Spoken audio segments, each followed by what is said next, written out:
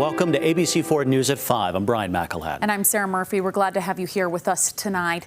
We begin this evening remembering the fallen, mourning two fallen officers from Tremonton. Many showed their respect at a public viewing for the Tremonton Garland police officer Eric Estrada and Sergeant Lee Sorensen. Well, the two were shot and killed last Sunday, and over the next 2 days, they'll be laid to rest. But tonight, the community is preparing to say goodbye and sharing memories. We're bringing you team coverage of the public viewing as well as funeral preparations tonight.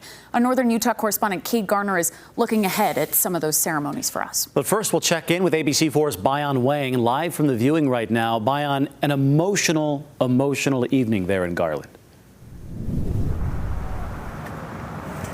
A very somber afternoon and now a very somber evening as we stand outside of the Bear River High School where that public viewing is happening for the two fallen officers. As soon as you walk inside, various law enforcement agencies are handing out this blue ribbon right here representing the thin blue line, representing the service of these officers and for law enforcement as a whole.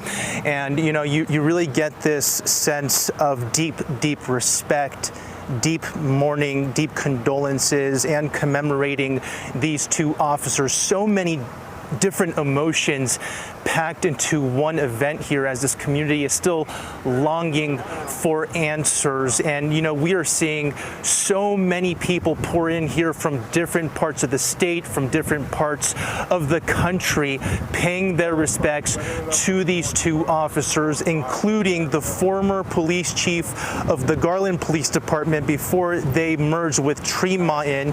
Hear what Chad Soff had to say. What kind of moment was that like for you?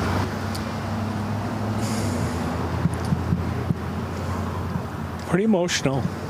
I mean, I've worked in law enforcement 36 years, and it's always hard to see when an officer's life is taken, when they succumb to injuries, whether it's an accident or shooting or whatever it is. It's always difficult, and this is a great tribute to two great men that served their community, and it's helping the community to heal. And there's no time frame for that healing for the different people who had relationships with these two officers, including Officer Sorensen's family, who found out, some of them found out about what happened in a pretty unfortunate way. Take a listen to this.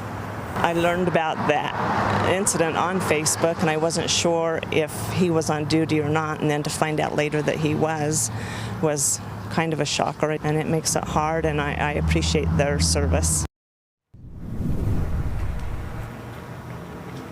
We got here a little bit before 3 p.m. when the public viewing started opening their doors to the general public, and it was pouring rain here. But these folks, this community, they are dedicated to make sure that they are able to pay their respects one last time. They were waiting outside of the high school with the pouring rain, getting drenched before they went in there.